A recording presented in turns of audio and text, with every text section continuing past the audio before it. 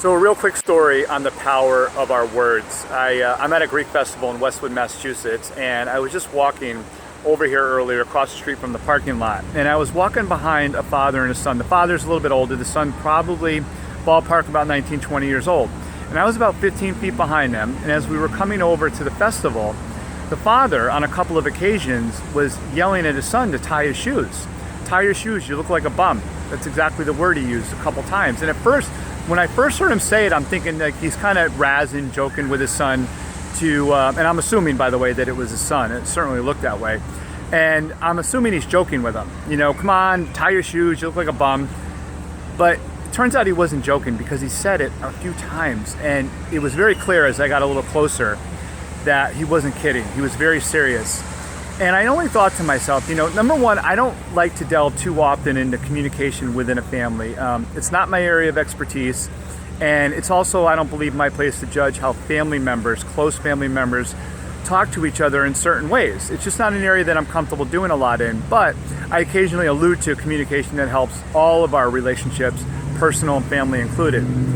But I have to say, if they're watching that exchange, all I could think about was those words. He called him a bum and a slob. That has to have an impact on his son. And I also got to thinking that, you know, if he talked to him this way, just coming into this festival, he's probably talked like that to him before. So I want to say, and I truly mean this, you know, he may be a great dad. I mean, the fact that he's coming to a festival on a Saturday with his son is a great sign.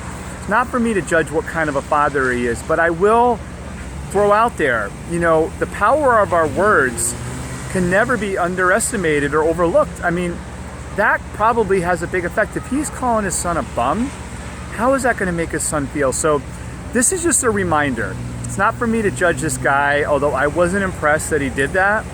But remember about how strong and powerfully our words can affect other people.